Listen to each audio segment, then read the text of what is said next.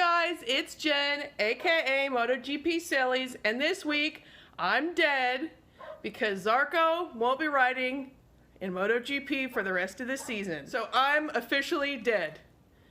But the show must go on, so this is my review of the AragonGP and a little bit of my sadness about Zarco getting kicked off the MotoGP grid for the rest of 2019. Keep watching. And I promise I won't be skeleton the whole time. Skeleton Jen is gone. I'm in another Zarco shirt that I have. I am sad that...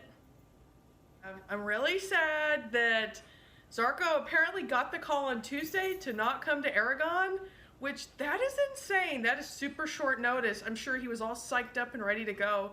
And in fact, he was in the paddock on press day, and there's a really sad interview with BT Sports. Well, it's sad for me. He's just talking about how he still is a champion. He can still fight for wins. He just needs to find a ride. So you should go seek out that interview with BT Sports. And I'm with Zarco. I just want him to have some success and be proud of himself. But I guess KTM did the right thing. I wouldn't want him on the team if he's not happy, which is what Pitt Byron said to Simon Crafar from KTM while he was interviewing them. So he wasn't happy. KTM just decided to let him go. There's no reason to have him be unhappy. So bye, Zarco. I love you, and I'm still with you. I'm still gonna wear your merch. I hope you find a ride for next year. It's enough about Zarco. On to the AragonGP, where we had 3 races where someone was super far ahead in all 3 classes. We had Canet, then we had Binder, then we had Marc Marquez, who just shot away and took the win. But I'll start with Moto3, which always is my favorite. I actually saved it till the end to watch. I didn't get up early to watch any of the races this time. I watched them at my leisure in the afternoon. But Moto3, I really thought it was cool that Alonso Lopez was able to battle up there and not crash out or get crashed out, because I feel like he's had a lot of bad luck. As far as the podium goes, Ayagura, a rookie, got his first podium, so there's big thanks for that Japanese rider. And then we also got to see Dennis Foggia, who hasn't had a podium in about a year. So just some new faces up there with Canet. Canet's had some bad luck recently too. Last race, where he had the problem with his engine, that was killing me. He kept trying to get back on and keep going, but that was killer. So it was awesome to see Canet take control, get that win, and no one even came close to him the entire time. And as you know, he's my favorite Moto3 rider. But my other favorite Moto3 rider, Tony Arbolino, what happened to him? He really just fell like a stone. I haven't really read his response to what happened, but it was a little odd. He was up there fighting with everyone in the beginning and then just fell like a stone. And the interesting thing was him and Dalla Porta were actually scrapping it out for 10th. And in the end, Dalla Porta finished ahead of him, but got penalized for exceeding the track limits. And now Dalla Porta still leaves the championship, but I won it by 2 points. So it's still a slim margin. I'm excited that Moto3 is still super close and Canet still has a chance. Come on, Canet, you can do it. So that's about it for Moto3. It's an interesting, fast-paced race where everyone's up there scrapping, besides the first place person, which that's really the theme of the day. It's like the first place person got out there, we never really saw them, and then the rest of the guys are duking it out for other positions.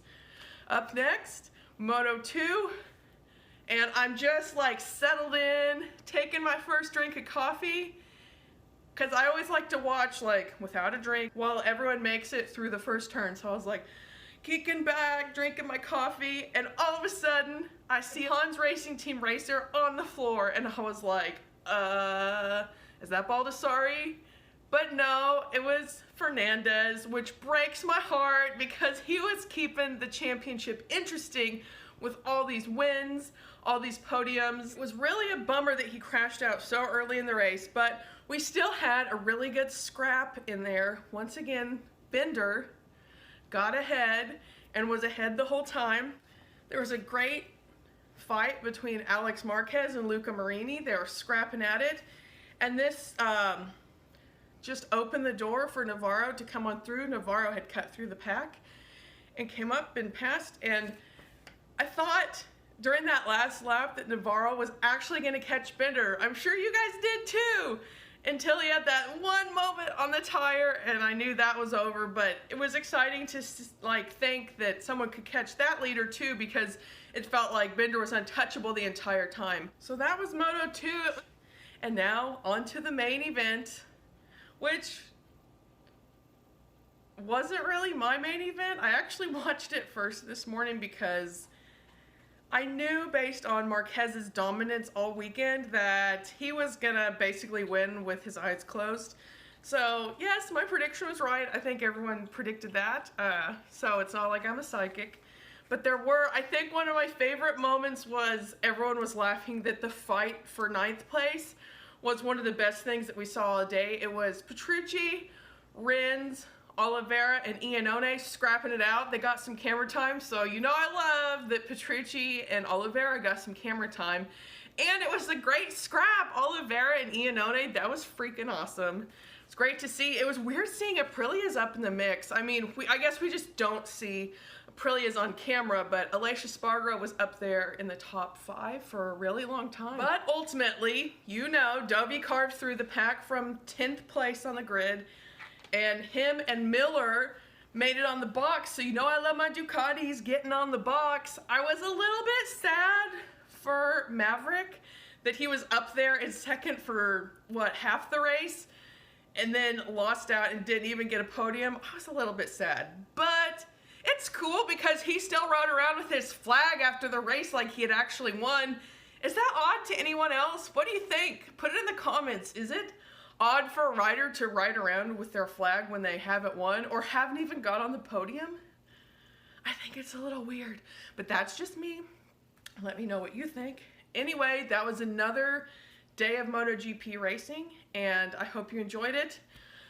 I'm gonna pour one out for Zarco. Just kidding, I'm not pouring that out. I had to dig through my closet to find that bottle for my housewarming party 2 years ago, but pouring one out for Zarco. We love you, we support you, or I love you, I support you.